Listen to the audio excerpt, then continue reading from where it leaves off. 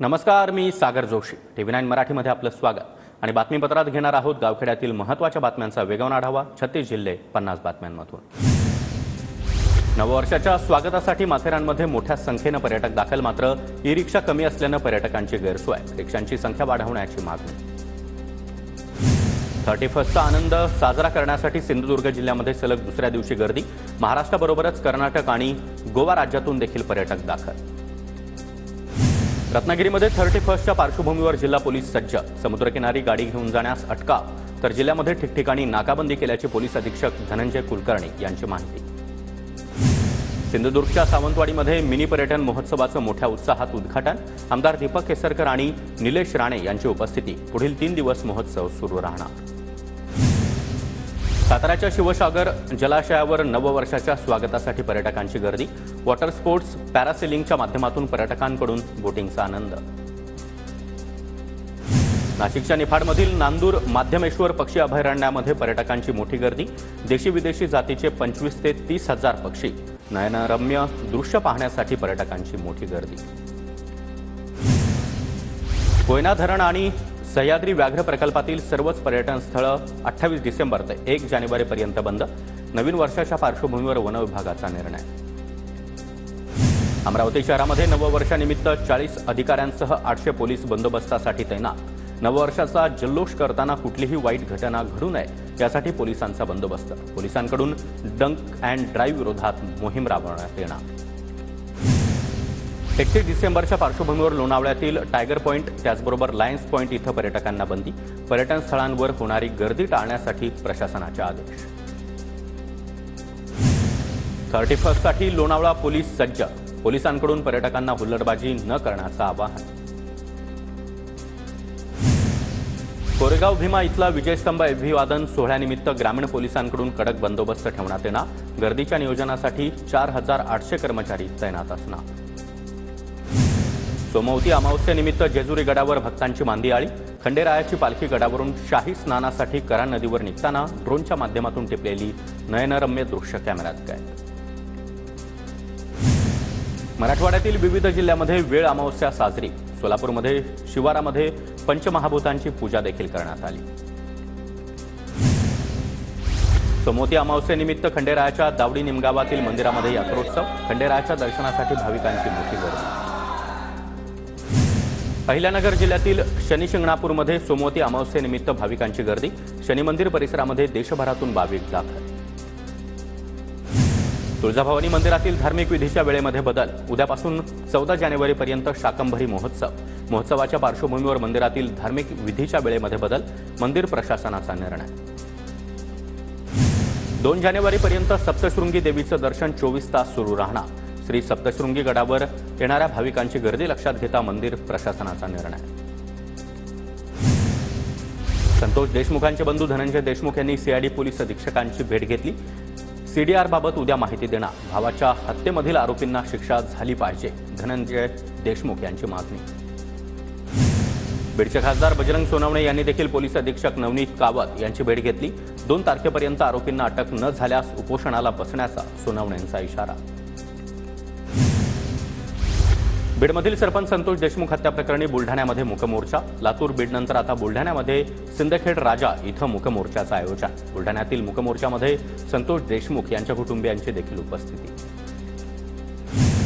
बुलढाण्याच्या चिखलीमध्ये सकल मराठा समाजाकडून निषेध मोर्चा. परभणी आणि बीड घटनेच्या निषेधार्थ सर्वपक्षीय पदाधिकारी आणि कार्यकर्ते देखील आक्रमक.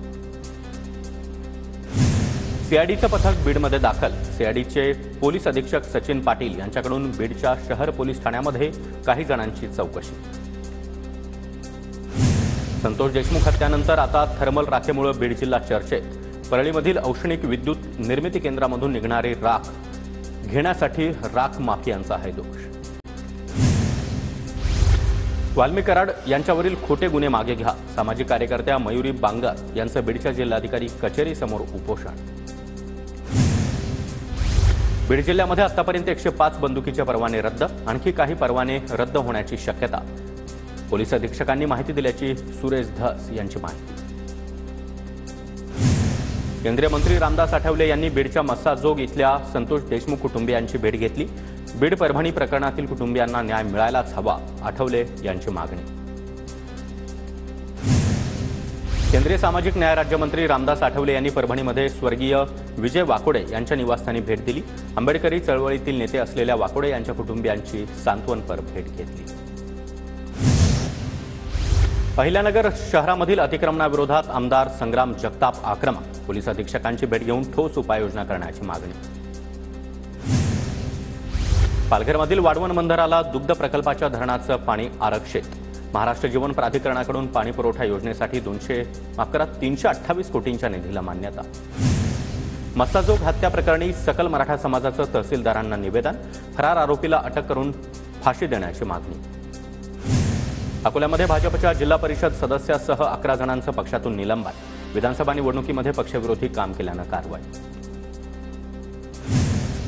चिपळूण मनसेचे शहर प्रमुख अभिनव भुराट यांचा तडकाफडकी राजीनामा. स्थानिक पातळीवरील नेते विश्वासात घेत नसल्याचा आरोप. जळगावमध्ये जिल्हा प्रशासनाच्या बैठकीमध्ये आमदार सुरेश भोळे यांच्याकडून महामार्ग विभागाच्या अधिकाऱ्यांची खरडपट्टी. 2 दिवसांपूर्वी राष्ट्रीय महामार्गावर डंपरनं चिरडल्याच्या घटनेनंतर भोळे यांच्याकडून अधिकाऱ्यांविरोधात संताप व्यक्त. नागपूरमध्ये खासदार क्रीडा महोत्सवाच्या तारखांची घोषणा 1 जानेवारीला.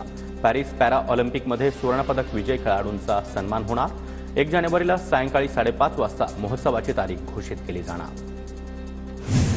कोल्हापूरच्या काळमवाडी धरणाला गळती. खासदार शाहू महाराज यांच्याकडून धरणाच्या गळतीची पाहणी. धरण गळती दुरुस्तीचं काम पुढील महिन्यापासून सुरू होणार. चंद्रपूर जिल्हा मध्यवर्ती सहकारी बँकेच्या पदभरतीमध्ये पुन्हा एकदा गोंधळ. परीक्षा सुरू होताच सॉफ्टवेअर बंद पडलं, तर गैरप्रकाराचा आरोप करत परीक्षा पुन्हा घेण्याची विनंती. अमरावतीच्या चांदूर बाजार तहसील कार्यालयावर शेतकऱ्यांचं डफडी बजाव आंदोलन. सोयाबीन, कापूस आणि तुरीला योग्य बाजारभाव देण्याची मागणी. महावितरण कंपनीच्या प्रीपेड मीटरला स्वतंत्र भारत पक्ष शेतकरी संघटनेचा विरोध.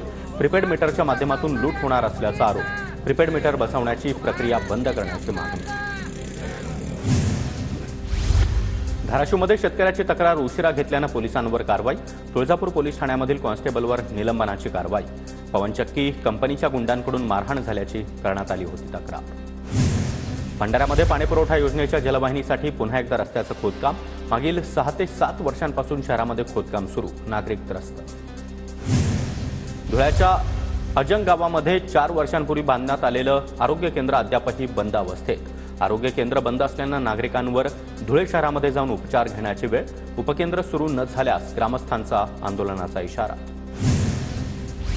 धाराशिवच्या परंडा तालुक्यातील 3 ग्रामसेवकांना कारण दाखवा नोटीस. हलगर्जीपणा केल्याबद्दल गटविकास अधिकारी मनोज राऊत यांची कारवाई.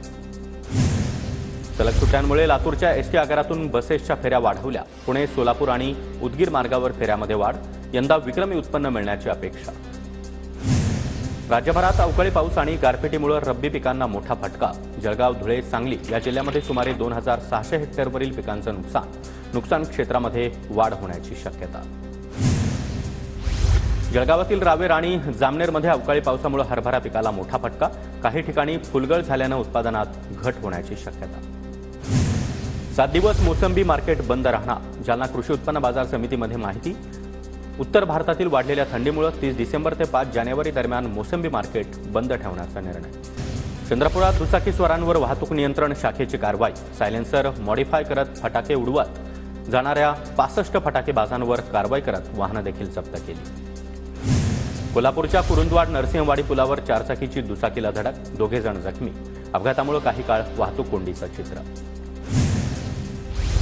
वाशिम जिल्ह्यामध्ये ऑनलाईन फसवणुकीच्या घटना वाढल्या. 706 घटनांमधून 4,57,00,000चा गंडा. झटपट श्रीमंत होण्याच्या आमिषाला बळी पडणाऱ्यांची संख्या वाढल्यानं फसवणुकीमध्ये देखील वाढ.